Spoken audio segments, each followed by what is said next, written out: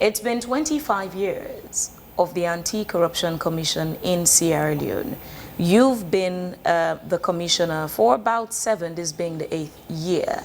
Let's talk about the history of the Anti-Corruption Commission itself and the impact it has had, again, going by the necessity that led us as a nation to even have an Anti-Corruption Commission. 25 years down the line, what would you say? Thank you very much. History is a beautiful thing because it can catalog where we came from and where we are. So the country started on the foundation where anti-corruption rules or laws were more ad hoc.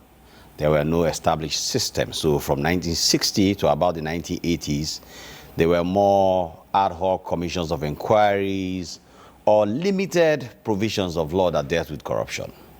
Therefore, corruption was more in the hands of those who governed to decide when to act and when not to act. And then it led to the Civil War. So at the end of the Civil War, around the year 2000, it was found that one of the things that made the country to descend into anarchy, chaos, war, was because of the rampant corruption that existed before. In fact, just to track back a bit, if you go back to the 1960s and early 70s when there were rampant coups, all those coups were justified by corruption. And even in 1992, another coup was justified by corruption. So really, a lot of things were blamed on corruption, and there was this need to change that story. And therefore, the Anti-Corruption Commission was set up in the year 2000, and it started operations in the year 2001.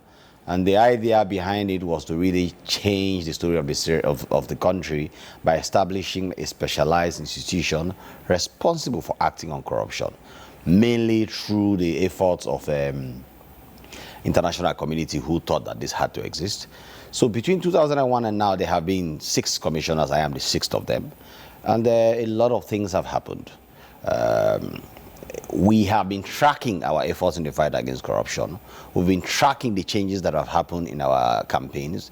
The rules are now different. The laws are now different. The level of awareness is now different. The degree of accountability in the system is now highly different. And of course, those who are measuring our efforts against corruption are also tracking to say that, yes, more needs to be done, but you are improving year in, year out, and this is good for the country. You say corruption contributed to the coups we've had before.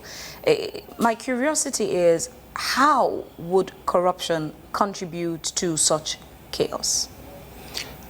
Of course, when people feel like the reason why we all have the social contract in a country where they are governed and there is people who are in government is because we want to share our common resources, our commonalities together, okay? If some people feel like a set of people are benefiting and that is not being shared equally or reasonably amongst all of us, so some people are stealing the taxes and enjoying the proceeds by building massive houses, living luxurious lives, and then their own lives are not better, or the country is not improving. There is massive unemployment, and there are other things really which you can gauge whether a country is improving or developing. If those are absent, then of course people tend to want to take the law into their own hands. So that is why I said coup d'etats, if you go back to Justin Smith, in fact, his coup was called the National Anti-Corruption Movement, okay? So it was designed to say we cannot continue corruption. He himself was removed just a few weeks later, and a new movement came in. So we've had that happening in 1992. Of course, we had started understanding the body politics, and Strasser and others used corruption as a reason why the APC government at that time was taken out of power and they took over. So basically, when there is massive inequality, when there is lack of responsiveness, and there is no discernment of what the progress will be in the near future, people become disillusioned, and that can contribute to anarchy. So the last war we had was over 2 decades ago. Correct. But the picture you just painted, the contribution that corruption made to that chaos, it seems very apt a description for even current day Sierra Leone. I would disagree with that. On what I would grounds? disagree with that effort. Okay. The The times you were talking about, I have said the laws were not even there, the rules were not there, the systems were more ad hoc, and more generally, leadership was not as responsive to the people. Democracy had not evolved to where we are. And most importantly, there was no specialized institution responsible for fighting corruption like we do now.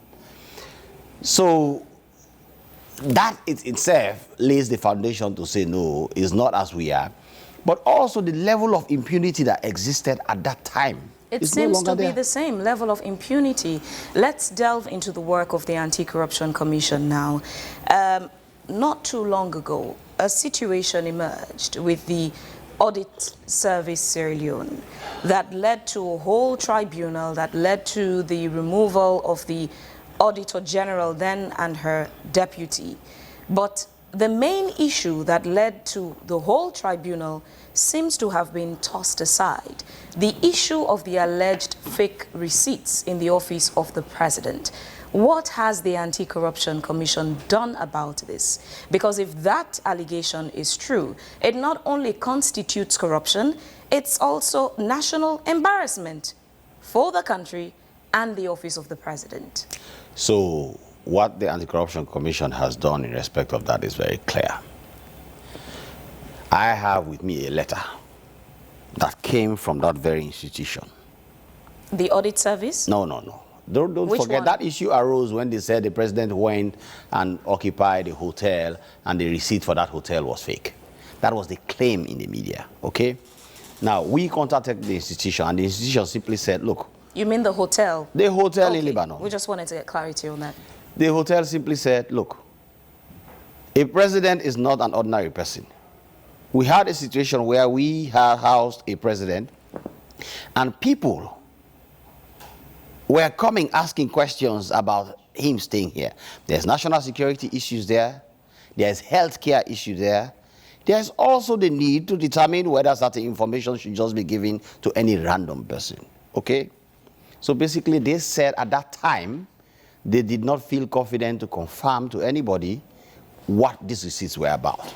So I am now saying that they have confirmed very clearly. Did you clarify to them that the inquiry was coming from the Anti-Corruption Commission? No, the inquiry was not coming from the Anti-Corruption Commission. So how did you receive a letter from them? I am saying what happened after. At that time, it was not coming. Now, not the general news that happened. So I'm asking as an institution, what did you do? Because the poorest of nations in the world, which Sierra Leone isn't, the president does not run his own or her own affairs. When you say office of the president, it does not only constitute the president. It constitutes all those people who work within the office of the president. The presidency, yes. Exactly. So to say alleged fake receipts doesn't mean it's the president because, again, the poorest of the nations in the world, the president does not run all those affairs. There are other people in that office. Fabian. So what did the ACC do to verify those allegations, assertions, whatever choice of words you may want to use this morning, on the alleged fake receipts? So if you had allowed me to complete my thought and narrative on this, you would have gotten the picture. I said, before we came in, at the time the Auditor General engaged with the issue, the hospital said they were not confident enough to get involved with the issue, okay? Because they were not going to start talking about the residency of a president to just anybody who comes and says, we want to know what happened here.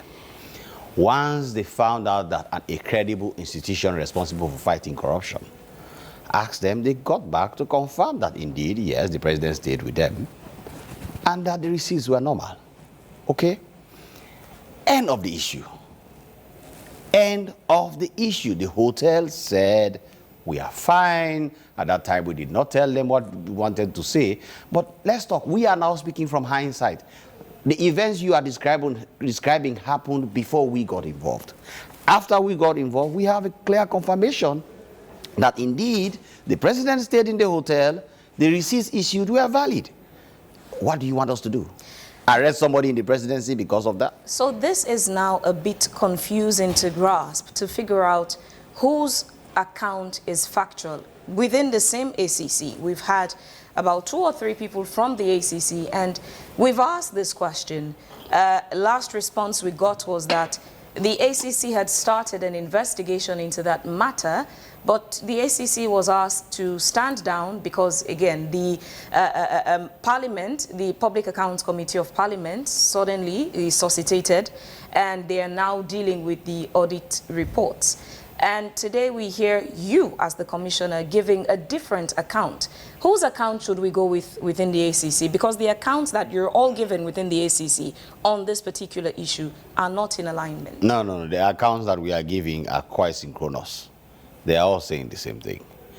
What you are referring to, the involvement of Parliament, is on the General Auditor General's report. On general audit issues where Parliament said the ACC should not get involved with audit issues. But this issue you are talking about is not a general audit issue. It is an issue of immense public interest that was in the public domain for long. Okay, it's an isolated issue that may have involved the Auditor General's office, but does not necessarily mean that it is an audit issue. What Parliament is basically saying, that by law we have responsibility to look into Auditor General's report, so ACC do not get involved with this. And we are collaborating with them. So sometimes we give them the latitude to see what they do, and sometimes to get involved. But I am now saying, and like I have said, we have confirmed that the receipts that were issued at that time were valid. When did you get that confirmation? It's over 2 years ago. Well, how did you communicate this to the public? Because that was a very big story, and there are still people interested in that story to know how that story played out. How did you communicate this with the public? How do we communicate to the public? Like I am doing now. We bring it out to the public. We let people know what is happening. We had conversations with stakeholders. We had confirmation with the Auditor General, the Auditor's General's report, which initially flagged the issue. That is why you have not seen this issue recurring in future. Because once an audit issue has not been resolved, you will see it in future audits. Did you see this in the last 2 or 3 audits that have come up? You didn't find it there because, like I have said, we have dealt with the issue. And we are satisfied of the outcome. And the explanation given is very lucid.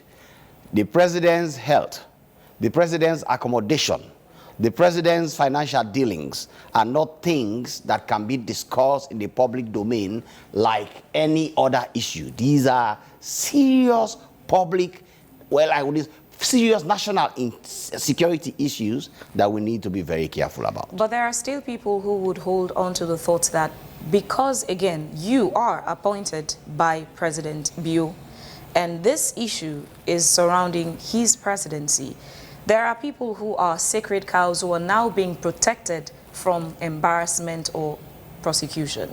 That's an assumption, and people have a right to assume, okay? Anybody can assume, but, I mean, I didn't draft the Constitution. I didn't draft our laws. That is how the laws said that the Anti-Corruption Commission... Has there been a cover-up to protect anyone? The Anti-Corruption Commission was set up, and it said that the president shall appoint the commissioner with the approval of Parliament. Has there been a cover-up to protect anyone within the office of the president regarding this alleged fake receipt situation? There would never be a cover-up, of course, Vivian. Let's not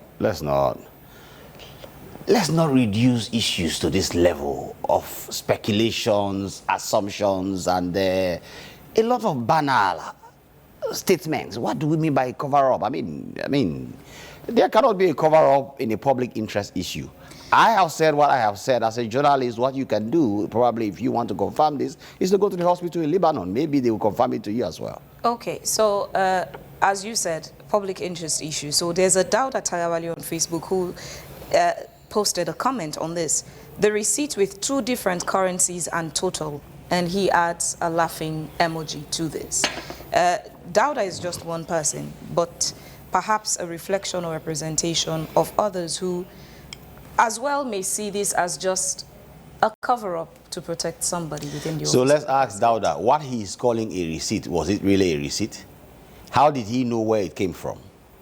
How did he know that it was, in this day and age of internet and editing and whatsoever can be done, what makes me believe that Dauda is looking at the same thing that I was looking at? We can never tell for sure. My point and position on this is, remember, a lot of cynicism. It was posted as well on the Africanist Press on Facebook. And Africanist Press is the most credible outlet in the world. Africanist press is led by a discredited journalist who we all know has an ulterior agenda to discredit a government and the president and people around the president. I am speaking from a credible institution that has responsibility of fighting corruption